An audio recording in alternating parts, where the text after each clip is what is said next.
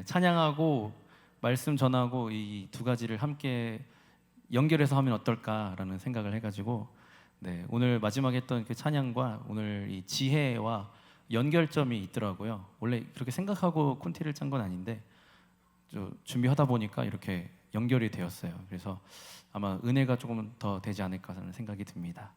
네, 한번 PPT 부탁드리고요.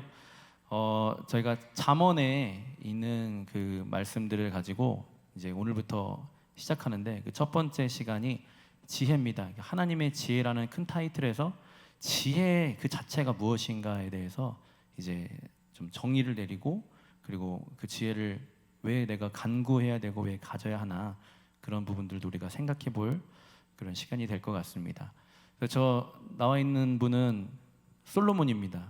솔로몬이고요. 지혜하면 딱 떠오르는 사람이 솔로몬이죠. 하나님께 막 다른 걸 구하지 아니하고 지혜를 구해서 지혜를 얻은 사람인데 다윗의 아들 이스라엘 왕 솔로몬의 잠언이라라고 시작하는 이 잠언의 말씀 속에 지혜가 많이 담겨져 있습니다. 근데 이 잠언을 읽는 방법 중에 하나는 이 잠언은 굉장히 구절구절이 다 뚝뚝 떨어져 있거든요. 그래서 뭐 어쩔 때는 뭐 친구 간의 관계, 어쩔 때는 뭐 금전 관계, 어쩔 때는 뭐 하나님과의 관계 이렇게 다 떨어져 있는 부분들이 계속 번갈아 가면서 나오기 때문에 하나하나 한 구절도 다 은혜가 되지만 이게 테마별로 묶으면은 이게 완전히 이게 그 한 테마에서 얻을 수 있는 지혜를 모아서 볼 수가 있거든요. 그래서 이제 지혜라는 거를 한번 모아보자라고 해서 지금 첫 시간은 지혜가 무엇인가 좀 너무 거창해서 사실 제가 이 첫 번째 순서를 맡아서 왜 나에게 이런 고난을 주시나 고민을 많이 했습니다. 하지만 또 준비하다 보니까 또 은혜되는 부분들이 많이 있더라고요. 그래서 함께 나누면 좋을 것 같습니다. 우리 삶에 지혜가 필요한 순간들이 있습니다. 한 장 넘겨주시면은 우리 일상 속에 이 소소한 이 문제들이 항상 발생을 하는데 또 수많은 이 선택의 기로에 우리가 놓이게 되는데 그때마다 성경에 만약에 그런 것들이 자세하게 기록이 되어 있으면은 우리가 그대로만 하면 되거든요. 근데 성경은 그거를 자세하게 설명을 하고 있지 않습니다. 그래서 그 순간순간 지혜가 필요한 거예요. 예를 들어서 다시 앞으로 넘겨주시면 되겠습니다. 네, 처음으로 일상 속 아직 안 지나갔습니다. 내가 누구랑 결혼할 것인가에 대해 성경에 만약에 이름이 써져 있다면 너무 쉽겠죠. 김소영이랑 결혼해라 이렇게 써 있으면 그냥 하면 되죠. 근데 안 써 있거든요. 그러니까 성경대로 한다고 노력을 하지만 정확하게 안 써 있으니까 알 수가 없는 거예요. 내가 이 사람이랑 결혼한 게 맞는 건가? 잘못한 것 같은데 이런 생각할 수도 있잖아요. 네, 물론 제가 그런 생각하진 않습니다. 네, 사람마다 다 자기 선택에 대해서 후회를 할 수도 있고 이때는 좀 지혜가 부족해서 잘못 선택한 것 같아. 근데 다른 건 몰라도 인생의 중요한 문제들은 좀 지혜롭게 잘 선택을 해야 되니까 신중해야 되잖아요. 그럴 때 우리가 좀 지혜가 더 있었으면 좋겠다라는 생각을 하게 됩니다. 좋은 교회를 선택하는 것도 지혜가 필요하고 또 내가 어느 직장을 다닐 것인가도 굉장히 지혜가 필요한 것 같습니다. 때로는 나를 피폐하게 만들고 나를 멸망시키는 직업을 가지게 되면 그것은 지혜 있는 자라기보다는 지혜가 없는 자의 선택이 될 수 있으니까요. 성경에도 삼성전자를 들어가라고 써져 있다면 누구나 다 삼성전자 그냥 들어가면 돼요. 하지만 성경에는 그런 내용들이 들어있지 않고 다 뭉뚱그려져 있기 때문에 그러면 이제 이렇게 생각하게 되겠죠. 기도해봐야겠다. 하나님, 이 직장을 가는 게 맞습니까? 근데 아무리 기도해도 하나님은 나타나지 않으시고 정확하게 어느 직장을 이게 맞는지 아닌지를 정확하게 응답해 주지 않으세요. 이게 내 기분인가? 내 감정인가? 아니면 진짜 하나님의 뜻인가? 이런 거를 우리가 정확하게 알기가 어렵습니다. 이때 필요한 것이 바로 지혜인 것이죠. 하나님은 그래서 우리에게 모든 것을 다 문자로 다 설명해 놓은 것이 아니라 지혜를 우리에게 주심을 통해서 우리의 삶의 중요한 문제들을 선택할 수 있게 하신 겁니다. 또 이 성경을 우리가 잘 해석하고 또 삶에 적용하는 문제에 있어서도 지혜가 필요합니다. 이게 실제 있었던 일인지 모르지만 어떤 3명의 믿음이 신실한 자매가 기도원에 은혜 받으러 이렇게 가는 중에 시골길을 가게 됐대요. 근데 비가 막 억수로 내리니까 막 강이 범람하고 험한 길을 가다가 앞에 큰 이 강이 놓여져 있는 겁니다. 이 강을 건너가야만 하나님의 전 기도원에 갈 수 있었던 거예요. 근데 딱 그 한 자매가, 믿음의 신실한 자매가 물 위를 걸을지어다. 그래서 물속에 빠져 죽었다고 합니다. 좀 험악한 이야기지만 왜 죽었을까요? 하나님의 응답과 하나님의 약속이 없는 나만의 믿음이었기 때문이죠.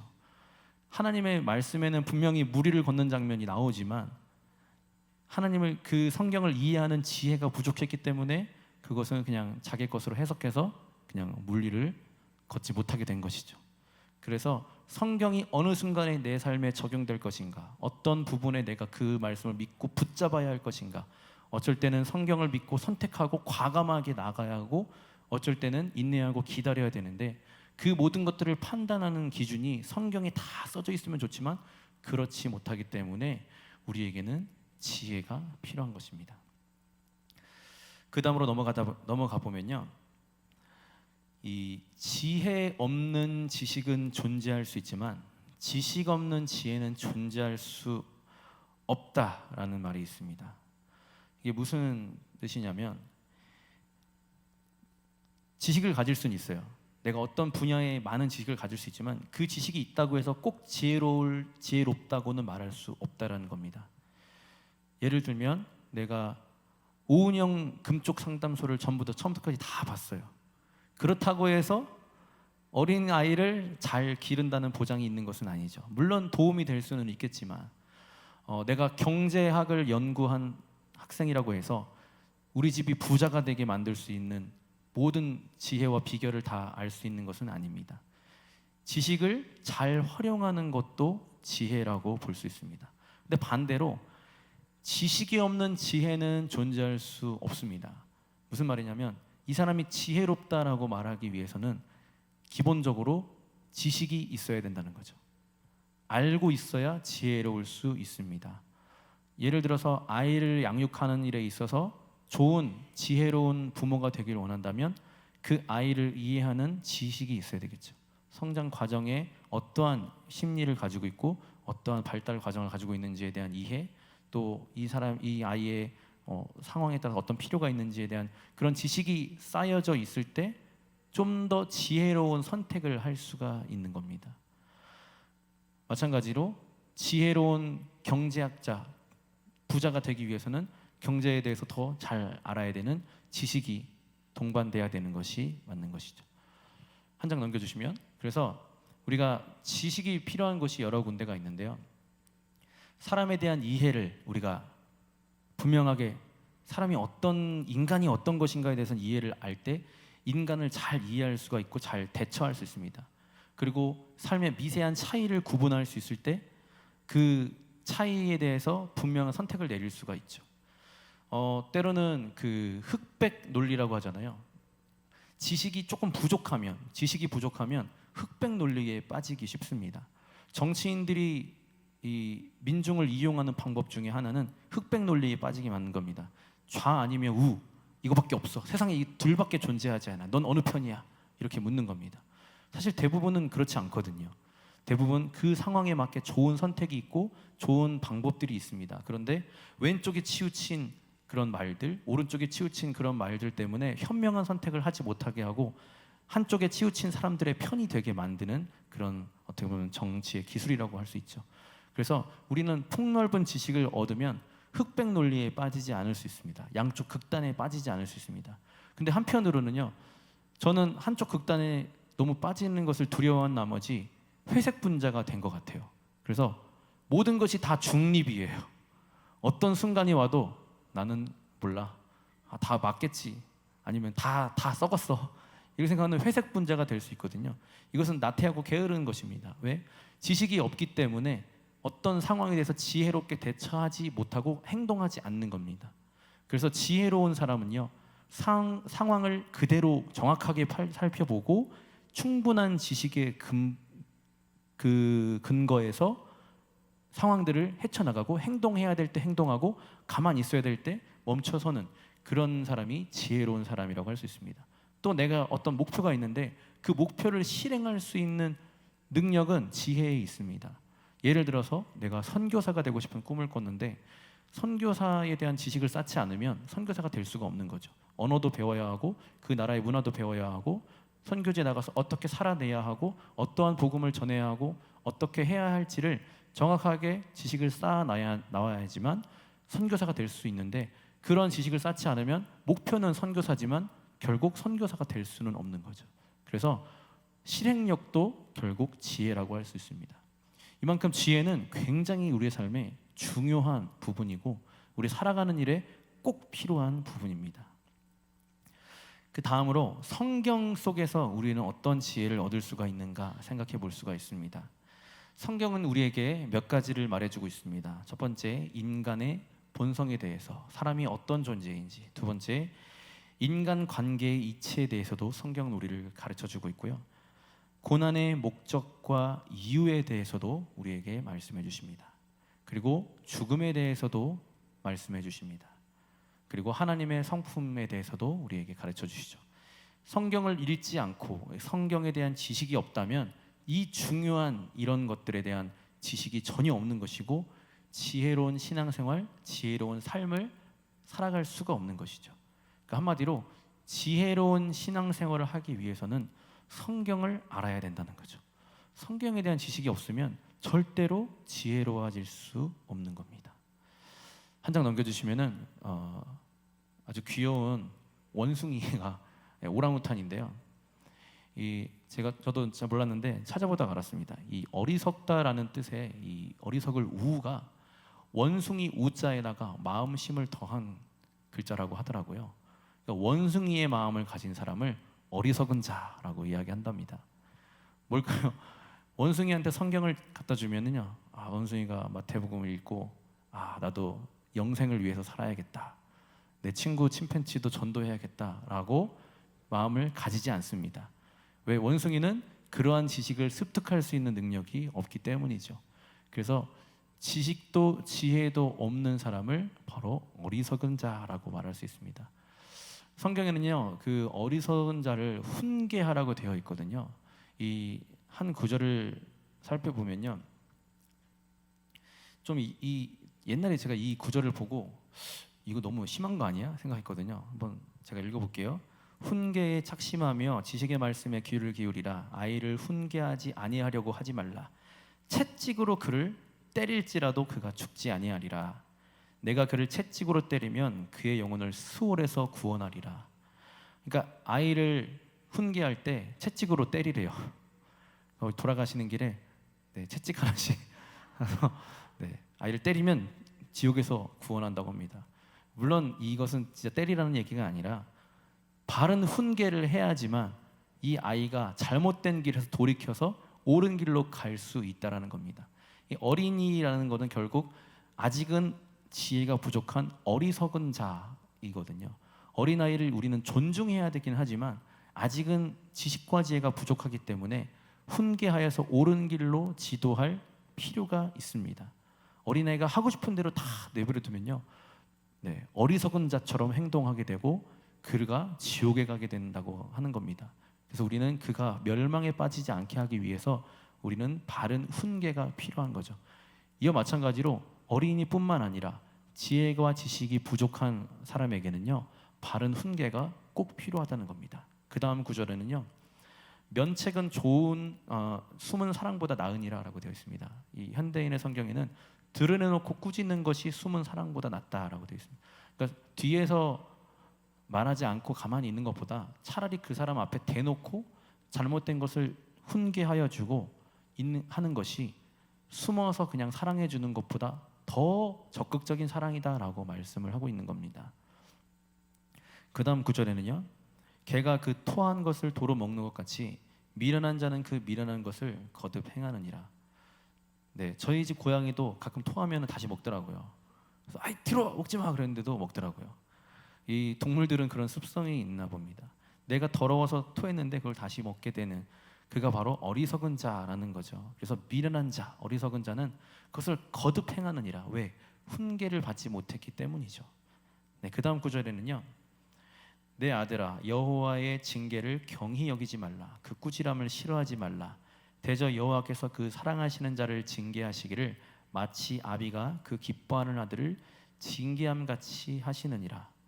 하나님께서 징계를 내리시고 꾸지람을 내리실 때에 어떠한 마음이시냐면 아버지가 아들을 어리석은 아직은 지혜가 부족한 아이를 훈계하는 것처럼 징계하신다는 거죠. 그 징계가 싫어서 피하고 집을 나가게 되면 훈계를 받을 수 없고 올바른 교육을 받을 수 없게 되는 겁니다. 그러면 어리석은 그대로 그냥 남아있게 되는 거죠. 그래서 우리는 아버지에게 자녀가 훈계받는 것처럼 하나님에게 우리에게 징계하실 때 그 징계를 꼭 받아야만 된다는 겁니다. 훈계는 선택이 아니라 필수입니다. 하나님 우리를 징계하시는 것은 사랑이기 때문에 나에게 징계가 없고 내가 하는 대로 하나님이 내버려 두신다면 우리는 심각하게 생각을 해야 되는 거죠. 하나님이 내 잘못 가고 있는데 왜 나를 징계하지 않으십니까? 왜 나를 가만히 내어두십니까? 왜 나를 광야로 몰아내지 않으십니까? 왜 나를 이대로 버려두십니까? 내가 지옥 가고 있는데. 이렇게 우리가 반문할 수 있어야 된다는 거죠. 지혜로워지는 방법을 한번 살펴보겠습니다. 그 마르셀 프루스트라는 사람이, 저도 몰랐습니다. 근데 이런 분이 있더라고요. 이런 말을 했습니다. 프랑스 사람인데요. 지혜란 받는 것이 아니다. 우리는 그 누구도 대신해 줄 수 없는 여행을 한 후 스스로 지혜를 발견해야 된다. 그러니까 지혜란 받는 것이 아니래요. 굉장히 우리가 성경에는 지혜의 은사를 받는다. 하나님의 지혜를 하늘에서 뭔가 막 빛이 내려와서 갑자기 머리가 맑아지는 그러한 것들을 기대하잖아요. 근데 지혜는 그렇게 한순간에 뿅 하고 받아지는 것이 아니라는 겁니다. 지혜는 아무도 대신해 줄 수 없는 이 광야를 여행한 후에 스스로 지혜를 거기서 발견해내야 된다는 거죠. 여기에 두 가지 중요한 내용이 숨어 있는데요. 첫 번째는 일단 고생을 해야 된다는 것이고, 두 번째는 고생을 한다고 해서 지혜가 얻어지는 것이 아니라 고생 중에도 열심히 찾아서 지혜를 발견해내야지만 내가 지혜로운 사람으로 변화될 수 있다는 사실입니다. 광야를 지나면서도 그냥 원망하고 불평하고 슬퍼하고 있으면 그냥 고난으로 끝나는 겁니다. 하지만 그 고난 속에서 지혜를 찾고 고난 속에서 하나님의 뜻을 찾으면 그 속에서 지혜를 발견할 수 있다는 겁니다.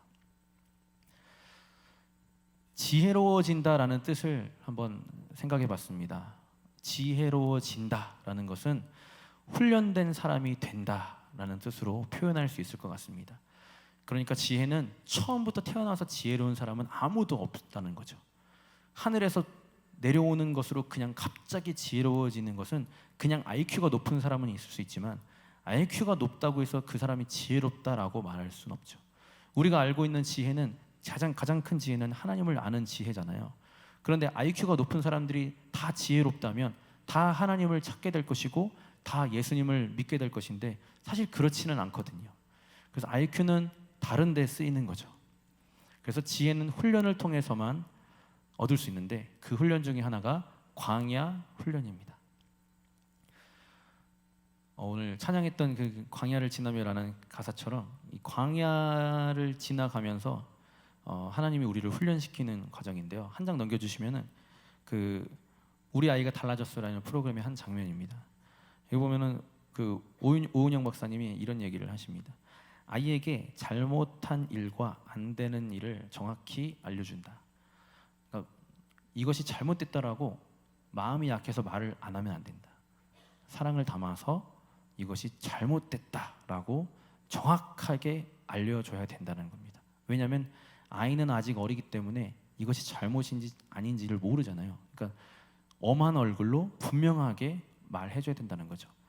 반대로 우리가 하나님의 입장에서 볼 때는 우리는 어리석은 사람입니다. 그러면은 하나님께서 우리를 훈육하실 때 이렇게 하신다는 거죠. 근엄한 얼굴로. 어쩔 때는 하나님이 되게 사랑스럽고 막 환한 얼굴로 우리를 다가오시잖아요. 근데 우리를 훈육하실 때는 갑자기 하나님이 정색을 하시는 겁니다. 근엄한 얼굴로. 우리가 하나님께 막 찬양하고 기도해도 하나님의 표정이 어두우신 거죠. 전혀 나를 기뻐하시지 않는 것 같은 두려운 마음이 막 생기는 거죠. 그때 하나님이 나를 훈육하시는 시간인 거죠. 그때 하나님께서 이렇게 말씀하시는 거예요. 너 그거 잘못됐어. 그거 버려야 돼. 라고 말씀을 하신다는 겁니다. 하지만 아이들은 훈육을 해도 에이 뭐 그냥 심각하게 받아들이지 않을 때가 있잖아요. 또 한 번 엄하게 이야기하는 겁니다. 잘못됐어. 그거는 잘못한 거야. 라고 하나님께서 우리에게 말씀하실 때 장난이 아니구나. 웃음기가 빠지고 가만히 이렇게 쫄아 있는 거죠. 그리고 가만히 들어야 되는 겁니다. 부모님이 나에게 무엇이 잘못했다고 말씀하시는지 귀를 기울이고 듣고 나면 이게 잘못됐구나. 내가 잘못한 거구나. 몰랐구나. 라고 깨달을 수 있게 되는 거죠. 이게 광야의 훈련입니다. 그 다음 장에 보면요. 더 무서운 이야기입니다. 훈육 중에는 쓰다듬지 말아요. 쓰다듬기 금지. 엄한 얼굴로 혼내고 있을 때 울잖아요. 서럽게 울잖아요. 아이가 갑자기 마음이 약해지며 아이고 갑자기 쓰다듬어 주면 안 된다는 거죠. 엄하게 다룰 때는 깨달을 때까지는 쓰다듬지 말고 가만히 계속 엄한 얼굴로 쳐다봐야 된다는 거죠. 하나님도 때로는 우리에게 쓰다듬지 않으실 때가 있다라는 겁니다. 하나님 나를 버리셨습니까? 하나님 나에게 왜 이러십니까? 오늘 예배드려도 찬양을 해도 내 마음이 기쁘지가 않고 도대체 뭐가 문제입니까? 왜 내 삶이 이렇게 퍽퍽해지고 되는 일도 없고 막 모든 사방의 것들이 나를 괴롭게 하고 있는 것입니까?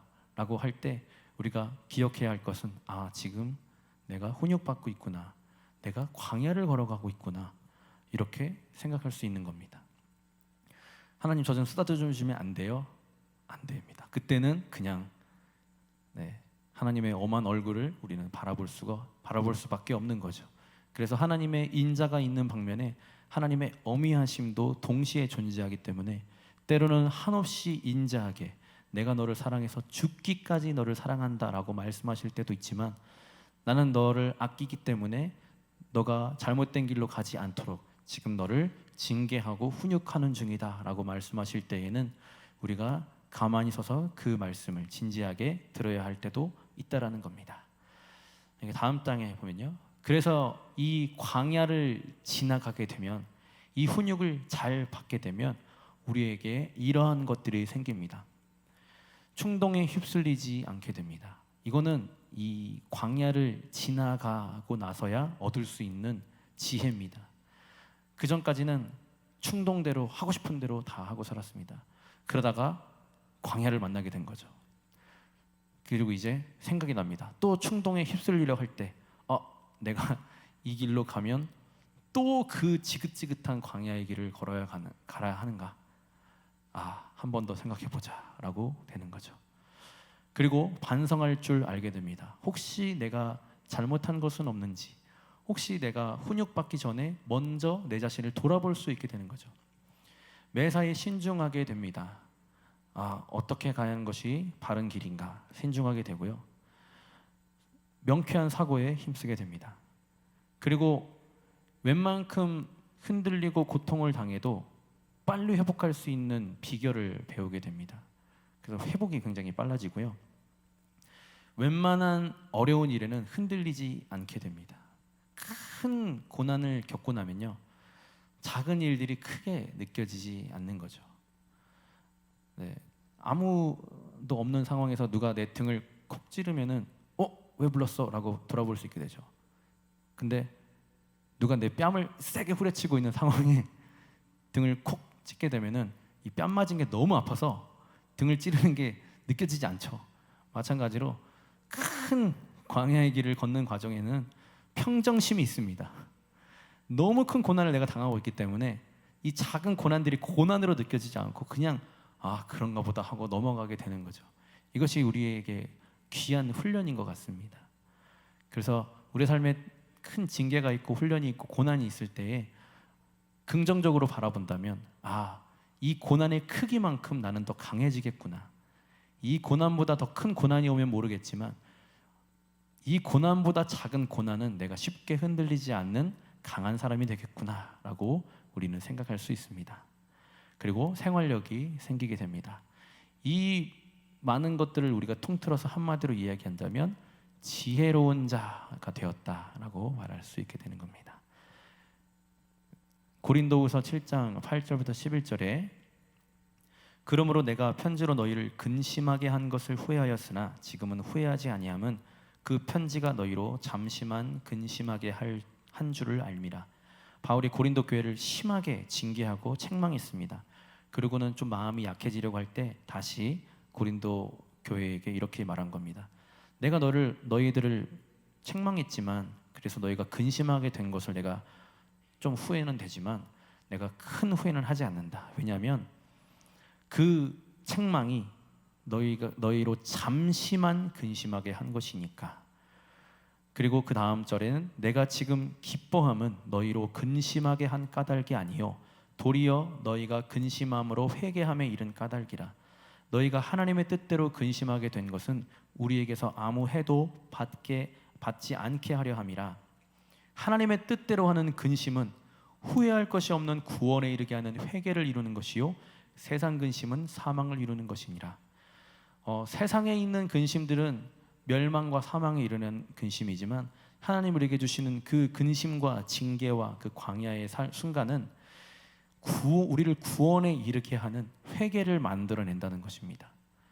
우리가 회개하라고 하면 사실 기억나는 죄들이 그렇게 많지는 않습니다. 내가 남한테 오늘 뭐 잘못한 게 있나, 뭐 험한 말 했나, 그런 좀 일반적인 것들만 생각하게 되는데 이 광야를 지나면서 회개는요 좀 차원이 깊은 회개를 하게 됩니다. 내 삶이 하나님의 뜻과는 좀 다르게 가고 있었구나. 내 스스로 우쭐하며 지혜 있는 자인 줄 알았구나. 그런 깊은 단계의 회개를 할 수 있다라는 거죠. 그것은 그 광야를 지나지 않으면 절대 나올 수 없는 깊은 회개이고 그 회개가 지나가고 나면 우리에게 놀라운 구원의 은혜가 주어진다라는 겁니다. 그것을 회개하지 않고 지나가면 우리는 결국 사망으로 이룰 수밖에 없는데 천만 다행히도 하나님이 나에게 광야의 순간들을 주셔서 그 나에게서 분리되지 않는 그 더러운 죄를 회개케 하시고 나를 새롭게 만들어 주셔서 나에게 생명을 주시는 그런 은혜가 있는 것이죠. 그래서 때로는 그 광야가 근심이지만 그 근심은 잠깐이고 우리에게 주어질 영원한 그 천국에 비하면 잠깐 근심을 통해서 얻어지는 것이니까 충분히 교환 가치가 있다고 생각이 됩니다. 그 다음 절에 보라 하나님의 뜻대로 하게 한 이 근심이 너희로 얼마나 간절하게 하며 얼마나 변증하게 하며 얼마나 분하게 하며 얼마나 두렵게 하며 얼마나 사모하게 하며 얼마나 열심 있게 하며 얼마나 벌하게 하였는가. 너희가 그 일에 대하여 일체 너희 자신의 깨끗함을 나타내었느니라. 이 근심이 우리를 새로운 사람으로 만들어 주신 겁니다. 열심내게 하고 간절하게 하고 사모하게 하는 은혜를 주시는 거죠. 그 다음 구절입니다. 야고보서인데요. 내 형제들아 너희가 여러 가지 시험을 당하거든 온전히 기쁘게 여기라. 이는 너희 믿음의 시련이 인내를 만들어내는 줄 너희가 알미라. 인내를 온전히 이루라. 이는 너희로 온전하고 구비하여 조금도 부족함이 없게 하려 함이라. 너희 중에 누구든지 지혜가 부족하거든 모든 사람에게 후히 주시고 꾸짖지 아니하시는 하나님께 구하라. 그리하면 주시리라. 아멘. 그 앞에가 인내와 고난과 인내에 관한 구절인데 바로 뒤에 지혜를 구하라라고 되어 있습니다. 결국 뭐냐면 고난 중에 인내를 구하면 지혜로운 자가 되어진다라는 뜻입니다. 그 다음 구절에는요. 그런즉 너희가 어떻게 행할지를 자세히 주의하여 지혜 없는 자같이 하지 말고 오직 지혜 있는 자같이 하여 세월을 아끼라. 때가 악하니라. 그러므로 어리석은 자가 되지 말고 오직 주의 뜻이 무엇인가 이해하라. 아멘. 어리석은 자는 세월을 허비하지만 지혜 있는 자는 세월을 아낀다라고 되어 있습니다. 지금이 어느 때라는 것을 아는 것도 지혜입니다. 우리가 성경을 통해서 우리가 어떤 시대를 살고 있고 하나님의 때가 가까이 오고 있고 이 세상이 얼마나 어두워져 가고 있는지를 지식을 통해서 배우고 지혜를 통해서 우리의 것으로 만들면 세월을 아낄 수 있게 되는 겁니다. 순간순간 쾌락을 쫓아 살아가는 그 세월이 아깝게 느껴지고, 지금 이때 내가 해야 할 일이 무엇일까? 하나님 나라가 도래할 때 나는 어떠한 사람으로 하나님 앞에 서게 될 것인가에 대해서 생각하게 되고 판단하게 되고 행동하게 되는 그런 은혜가 우리에게 있게 되는 것입니다. 아까의 그 구절을 다시 한번 생각해 본다면, 지혜는 받는 것이 아니라 우리는 그 누구도 대신해 줄 수 없는 그 광야 여행을 한 후에 스스로 지혜를 발견해야 한다는 그 마르셀 프루스트의 말처럼, 우리는 그 광야를 지나며 지혜로운 자가 되어집니다. 그래서 결론은 뭐냐면요, 광야에서 지혜를 발견할 수 있습니다. 예방주사 같은 것 같습니다. 우리에게 광야는 없을 수가 없는 것 같아요. 하나님이 언제 나를 다루실지 모르겠지만 약간 두려움에 떨고 기다리고 있는 거죠. 왜냐하면 우리가 무엇을 잘못하고 있는지 모르지만 뭔가 잘못하고 있는 것 같거든요. 우리가 온전한 사람이라면 아무 걱정 없이 천국 갈 생각만 하면 되겠지만, 우리는 아직도 어리석은 행동들, 어리석은 마음들이 남아 있습니다. 근데 우리 스스로는 그거를 깨달을 수도 없고 또 고치기도 참 힘이 듭니다. 그것을 알 수 있다면 우리는 지혜로운 사람이 되었겠죠. 그때 하나님께서 우리에게 지혜를 주실 때는 그냥 지혜를 뿅 하고 주시는 것이 아니라 광야로 우리를 몰아넣고 엄한 표정으로 우리를 바라보시는 거죠. 그리고 우리를 쓰다듬지 않으시고 우리에게 말씀하십니다. 강력하게, 너 잘못했어, 고쳐. 안 고치면 거기서 못 나올 거야 라고 우리에게 훈육하시는 거죠. 그때 우리는 큰일 났다, 올 것이 왔구나 하면서 이 광야를 지나가게 됩니다. 근데 그 광야에서 우리가 기뻐하고 행복할 수 있는 것은, 하나님이 나를 사랑하시는구나, 하나님 나를 기뻐하시는구나, 나를 만들어 가시는구나, 나를 얼마나 사랑하시면 내가 잘못된 길로 가는 것을 가만히 내비두지 않으시고 브레이크를 걸고 지금 나랑 1대1로 마주서서 나에게 말씀하시는가라고 우리는 생각할 수 있습니다. 그리고 하나님의 사랑을 느낄 수 있게 되는 거죠. 그리고 그 광야를 잘 지나면서 그 광야 속에서 지혜를 찾아 헤매다가 지혜를 만나게 되는 것입니다. 제 삶에서도 한 2가지 광야가 있었던 것 같습니다. 첫 번째는 제가 좀 몸이 엄청 아팠을 때가 있었거든요. 그때 첫 번째 광야였습니다. 저는 제 건강을 믿고 막 하고 싶은 대로 살면 될 것 같다 생각했는데, 하나님 나에게 건강을 주지 않으면 이 모든 것들이 다 물거품이 되는구나 라는 그 시기를 겪으면서, 그 요즘에 MBTI가 유행이잖아요. 옛날에 제가 ISTJ였거든요. 그러니까 ISTJ, 이성적이고 계획적이고 공감도 잘 안 하고 그런 스타일이었습니다. 근데 그 MBTI 그 4개가 그 광야를 딱 지나고 나니까 싹 다 바뀌었어요. 지금은 ENFP입니다. ENFP는 굉장히 활발하고 굉장히 웃는 거 좋아하고 남 웃기는 거 좋아하고 이런 성격이거든요. 인생 퍽퍽하게 살아서 무엇 하나, 행복하게 살아야지. 그리고 막 치밀하게 모든 걸 계획하고 산다고 해서 계획대로 될 것 같아? 안 돼. 그러니까 계획을 세우지 말자. 그래서 오늘만 사는 삶으로 좀 바뀌었거든요. 이것이 뭐 좋다, 저거 나쁘다 얘기하는 게 아니라 어떻게 보면 저를 바꿔주신 그런 계기가 되었던 것 같아요. 그리고 또 하나의 광야는 뭐였냐면, 저에게 꿈이 있었거든요. 그 꿈이 뭐였냐면, 큰 교회에 가서 많은 사람들 앞에서 찬양인도도 하고 설교도 하고 그런 큰 사역을 하고 싶었어요. 그래서 그 큰 교회에서 사역자가 되기를 기대하고 있었는데 진짜 사역자가 됐어요. 그래서 말 그대로 큰 교회에서 막 많은 사람들 앞에서 막 찬양인도도 하고 막 TV에도 나오고 막 어디 지방에 가면은 막 알아보는 사람도 있고요. 심지어는 여러분 믿기 힘드시겠지만 저한테 사인해달라고 하는 사람도 있었거든요. 제가 악필이라서 사인을 아무도 해주지 않았지만 막 그렇게 되니까 한없이 막 올라가더라고요.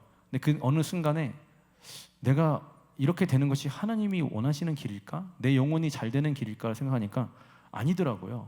그래서 과감하게 사직서를 던지고 탁 나왔어요. 그리고 바로 광야로 들어갔습니다. 너무 후회가 되고 왜 내가 좋은 자리를 다 박차고 나왔을까라고 하면서 그 몇 달 동안 정말 아무것도 하고 싶지 않고 교회도 가고 싶지 않고 예배도 드리고 싶지 않고 그냥 아무것도 하고 싶지 않은 그런 시간이 있었어요. 그래서 이미 그때가 사역자인데도 불구하고 옛날에 하고 했던 게임을 해보고 싶다는 생각이 들어가지고 PC방에 갔습니다. 그래서 PC방에서 게임을 했어요. 밤새도록. 그랬더니 아침이 되니까 갑자기 내가 무엇을 하고 있나 그런 생각이 들더라고요. 그래서 다시 내 자리로 돌아가자. 근데 큰 교회 말고 작은 교회로 가자라고 해서 작은 교회만 찾아서 갔더니 정말 작은 저쪽에 이제 서울의 교회를 저쪽 은평구 쪽에 있는 교회를 가게 됐어요. 정말 작은 교회였습니다. 근데 너무너무 행복하게 사역을 하게 되면서 광야를 빠져나오게 됐어요. 그래서 그러면서 사역에 대한 저의 방향과 목적 의식이 바뀌었습니다. 원래 저는 최대한 많은 사람 앞에서 최대한 많은 사람에게 들을 수 있게 설교하고 찬양하는 게 목표였어요. 근데 그게 아니더라고요. 그건 연예인이 하는 일이더라고요. 네. 한 사람이라도 하나님을 만나게 할 수 있는 그 사랑을 전할 수 있는 것이 진짜 사역이다라는 생각을 하게 됐습니다. 만약에 저에게 그 두 개의 광야가 없었다면 아마 저는 이상한 사람이 되어서 내가 가는 길이 어딘지도 모른 채로 아마 가다가 아마 하나님 앞에 갔을 때 넌 뭐 하고 왔냐라고 하면 입이 10개라도 할 말이 없는 사역자가 되었을 것 같습니다. 이제 말씀을 마무리 짓겠습니다. 우리에게 주시는 광야는 하나님의 은혜입니다. 우리를 지혜로운 자가 되게 하시는 은혜인 줄 믿습니다. 그 광야를 지나가며 원망과 불평보다는 하나님이 나를 사랑하셔서 내 앞에 1대1로 마주하고 계시구나, 무슨 말씀을 하시는지 진지하게 들어야겠다라고 하나님 바라보시면서 내게 주시는 그 말씀을 귀 기울여 듣고 회개함으로써 우리가 다시 새로운 사람이 되어지고 지혜로운 사람이 되어지는 저와 여러분이 되기를 축복합니다. 네, 함께 기도하겠습니다. 하나님, 우리는 어리석습니다. 그래서 주님의 지혜가 필요합니다. 주님 뜻대로 살고자 하지만 지혜가 부족하니 지혜를 주시옵소서. 세상을 흑백으로만 바라보는 극단에 치우치지 않게 하시고 의욕 없이 모든 것을 회색으로 바라보는 나태함에 빠지지 않게 하여 주시옵소서. 성경 읽기를 게을리하지 않게 하셔서 내가 누구인지, 지금이 어느 때인지, 고난이 무엇인지, 삶과 죽음이 무엇인지, 하나님의 나라는 무엇인지, 무엇보다 하나님이 어떤 분이신지 알아가는 그 지식을 통해서 지혜로운 자가 되게 하여 주시옵소서. 인생의 광야를 지날 때 원망하지 않게 하여 주시고 나를 지혜롭게 하시며 훈련된 사람이 되게 하시려는 훈계하시는 아버지의 마음을 헤아리게 하여 주시옵소서. 그 광야를 통과했을 때 내게 주신 그 지혜로 많은 이들에게 빛이 되게 하여 주시옵소서. 예수님의 이름으로 기도합니다. 아멘.